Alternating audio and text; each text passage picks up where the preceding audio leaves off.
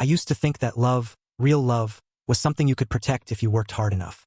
That if two people wanted it badly enough, nothing could break them. Looking back now, I realize how naive I was. I didn't know how quickly happiness could turn to ashes in your hands. I didn't know how one person's choices could turn your entire world into a lie. My name is Noah Hale, and this is the story of how the woman I loved taught me the darkest truths about trust, betrayal, and the price of loyalty. I met Ava during my freshman year of college. She was the kind of girl who could stop a room without trying, tall, sharp-featured, with warm brown hair and a smile that could make you forget everything wrong with the world. She noticed me the same way I noticed her. Two people colliding in a moment that felt too perfect to be real. Everyone around us joked that we looked like we were made for each other. Maybe back then, I believed them. We were young, obsessed, and reckless with our affection. Those first years were fire, blinding, overwhelming, consuming. We couldn't keep our hands or our hearts from each other. For a while, it felt like fate. But love is fragile. And sometimes you don't realize it until it shatters in your hands. It happened in our final year of college. One night, out of nowhere, my phone was flooded with messages. Pictures, videos, screenshots. Ava at a party. Ava laughing. Ava in another guy's arms. And then, Ava disappearing into his room with him. That guy was Brian, a tall basketball player with a reputation bigger than his ego. Everyone on campus knew him. My heart dropped into my stomach. The next morning, I confronted her. She was hungover, confused, crying before I even said anything. Noah, I swear, I messed up. I drank too much. I don't even remember what happened. Please don't leave me, she begged. And then came the excuses. Her friends, my friends, everyone chiming in with reasons why I should forgive her. It was just one stupid night. She loves you. You won't find someone like her again. I was angry for weeks, but I was young, foolish, and in love. So I forgave her. I told her if she ever cheated again, it was over. I didn't know then how big of a mistake that would become. We graduated. I landed a job as a programmer working mostly from home. Ava took a position as an administrative assistant for a large real estate firm. We got married, had our first child, then our second. For a while, life actually felt normal, peaceful even, but peace is just the quiet before the storm you don't see coming. Ava wanted a better job, more money, more freedom. She moved into high-end property sales and her income shot up fast along with her hours. She was constantly out, constantly busy, constantly tired, distant, distracted. Something inside me went cold, because I remembered how things started going wrong last time. I never wanted to be the husband who snoops. But intuition isn't paranoia. Sometimes it's a warning. I installed a tracker on her phone, a recorder in her bag. Took 2 days. Just 2. That's all it took for my entire life to fall apart again. I heard her laughing with another man. He called her beautiful. She flirted back. She was at his place, nowhere near her office. His name was Damon. Coworker. My chest felt like someone had driven a knife through it and twisted. But what hurt the most was that she sounded comfortable. Like this wasn't new. Like she'd been living 2 lives, slipping between them as easily as stepping through a doorway. I wasn't enough again. My family wasn't enough again. But instead of exploding, I chose something else. I chose patience. I chose strategy. Because this time, I wasn't going to let her rewrite the truth. This time, I wasn't going to let her manipulate me into forgiving her. This time, I wasn't just a husband. I was a father, a man with everything to lose. And she had no idea what storm she had just unleashed. When I listened to the recordings of Ava and Damon, something inside me changed. It wasn't shock, not this time. It wasn't heartbreak either. It was clarity. A cold, sharp clarity that comes when you finally understand the kind of person you're dealing with. Ava wasn't confused. She wasn't lonely. She wasn't making a one-time mistake.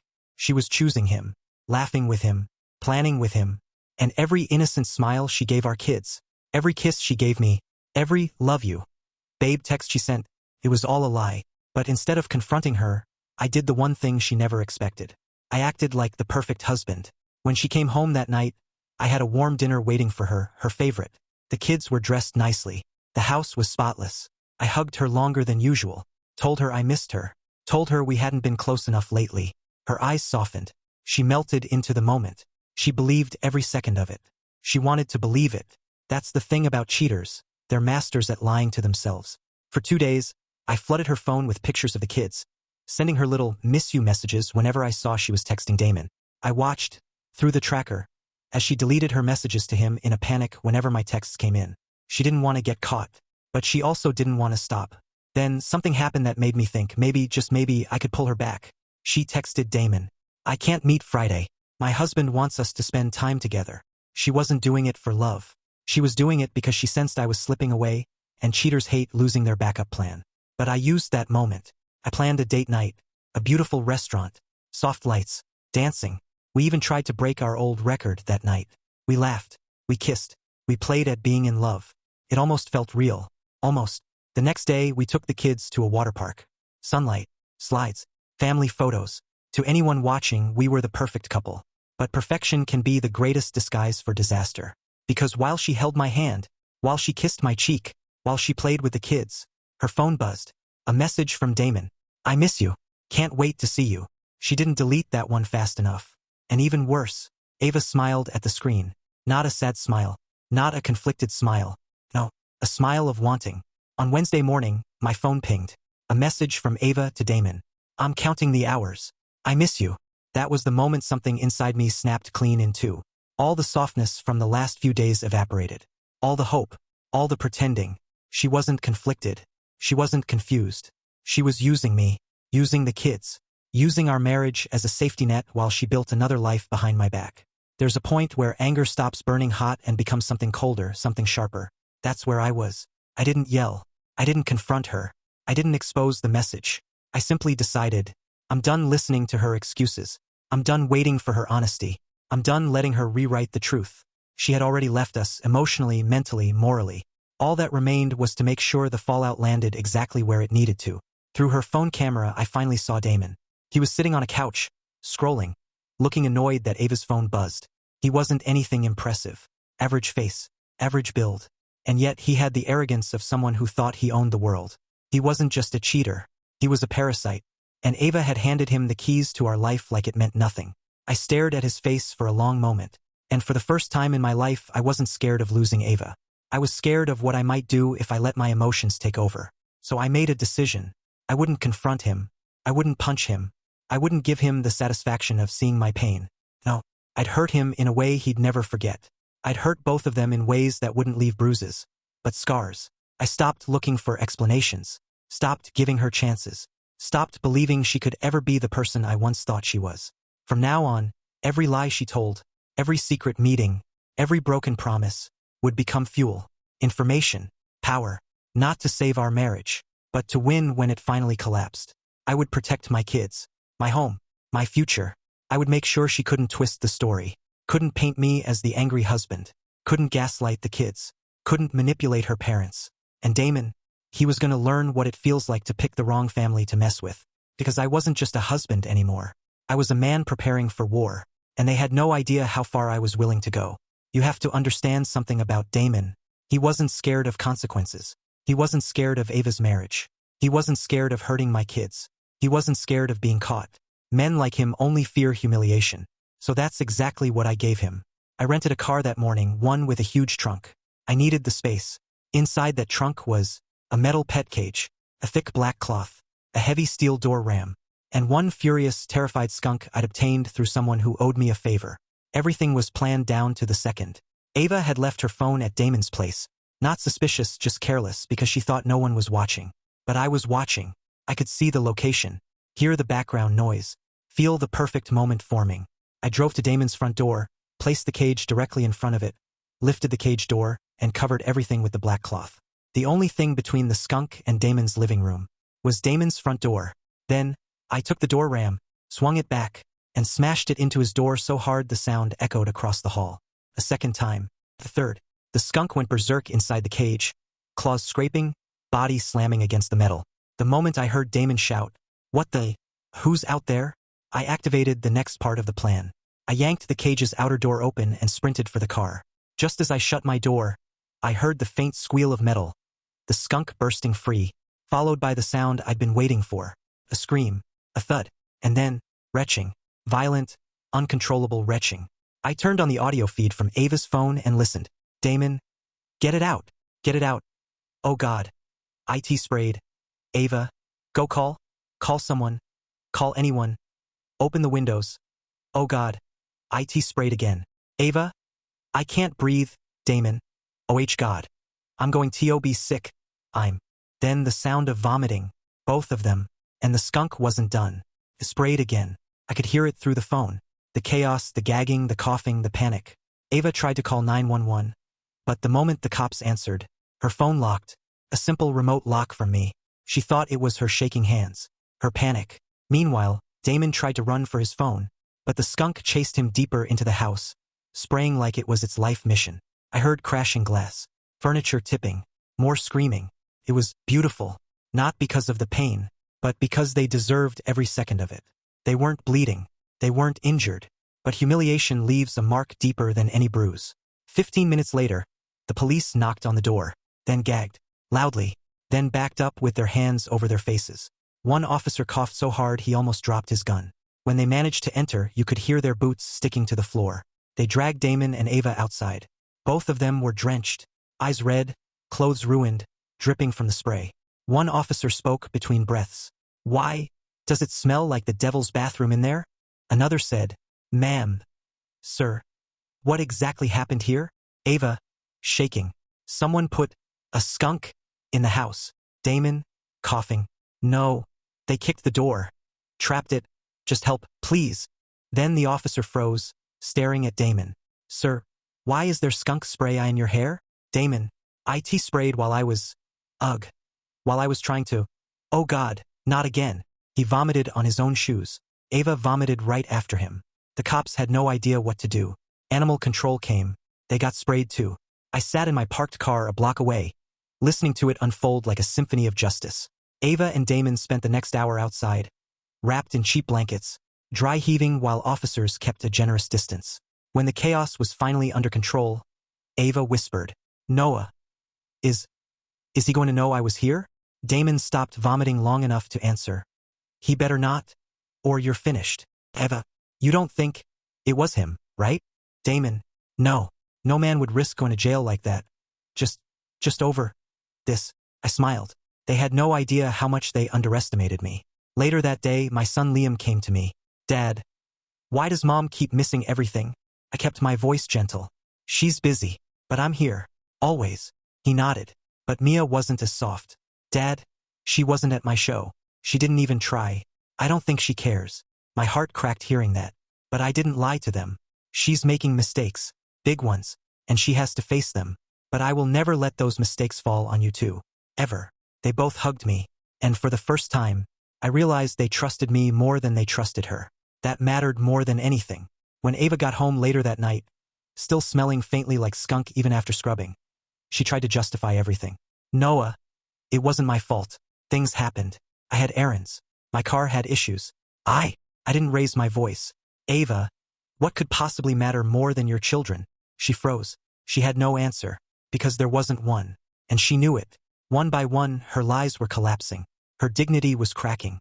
Her mask was slipping. Her parents were suspicious. Her kids were distancing. Her affair partner was humiliated. She was losing every piece of her double life.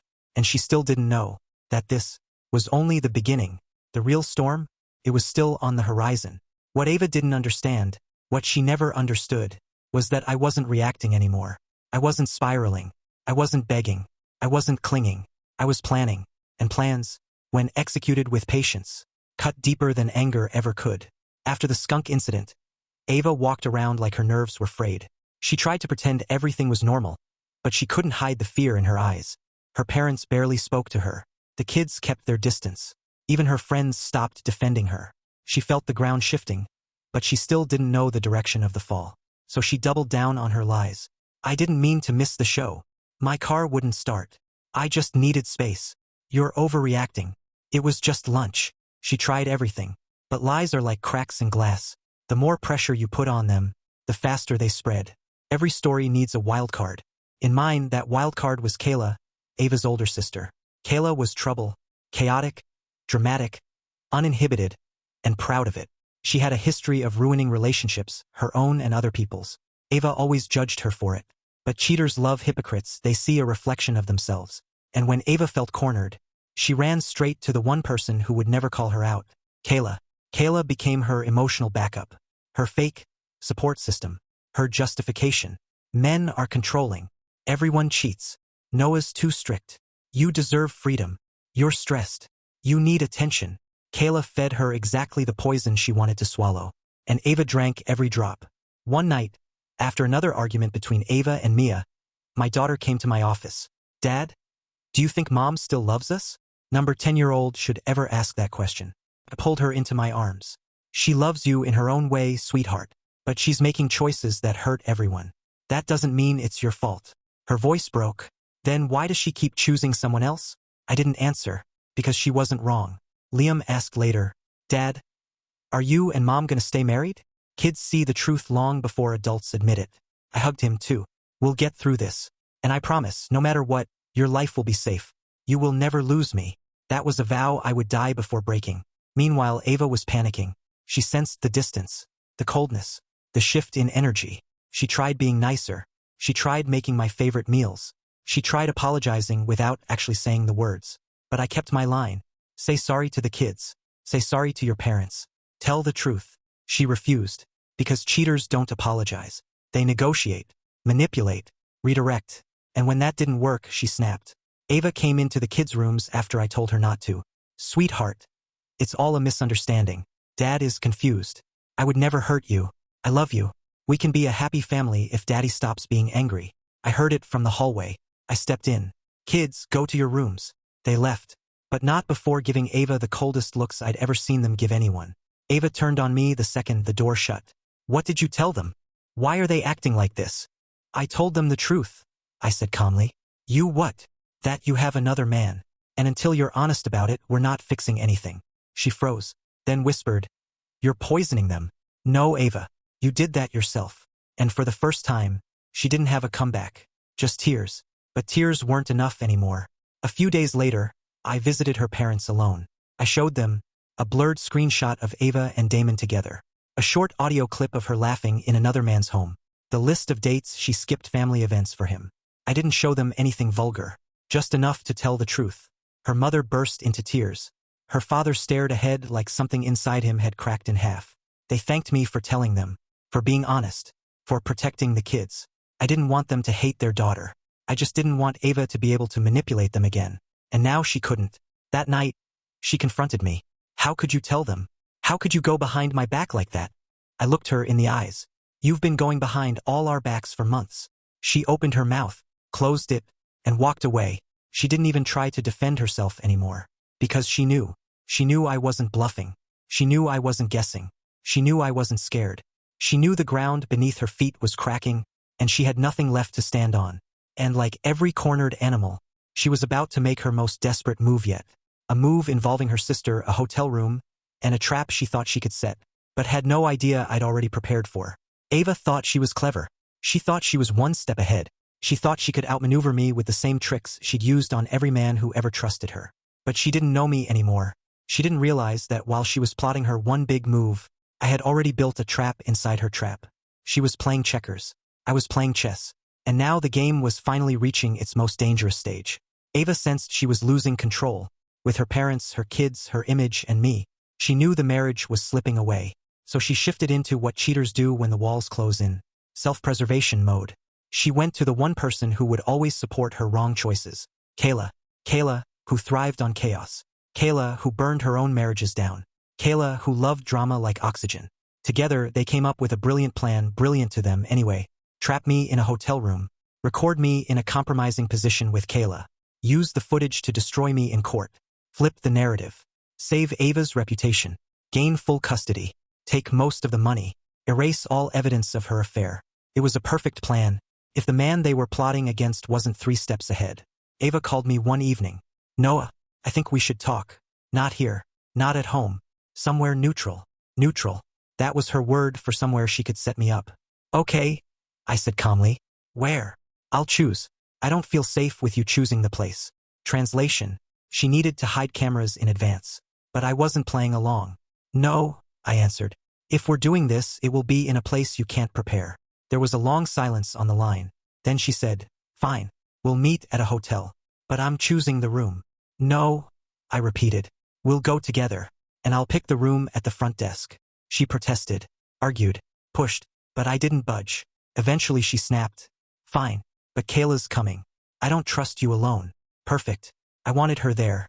I needed her there. Because the real trap wasn't for me. It was for them. On Saturday afternoon, I followed Ava and Kayla in Ava's car. They pulled into a fancy hotel on the far side of town. Too fancy for a simple talk. Kayla strutted into the lobby like she owned the place. Ava followed close behind, eyes nervous, fingers trembling. The front desk clerk greeted us. "Room for 3, he asked. "No," I said. "We're changing the plan. I want a room on the upper floors facing the front. No substitutions." Ava and Kayla froze. Their hidden cameras? Their pre-planted recording devices? Their bribe to the staff? All useless now. The clerk listed several available rooms, and I chose one myself. Ava looked devastated. Kayla looked furious. Their plan was already falling apart. But they didn't give up. They had backup devices. Tiny, hidden, disguised as hair accessories and body-worn recorders. I knew. Of course I knew. That's why I came prepared. We entered the room. Door closed. Curtains drawn. Apologies for the cliffhanger. Everyone, I know you're all eager to see what happens next, and I appreciate your patience. Part 2 is already in the queue and will be up in just a few hours. Stay tuned. The best is yet to come.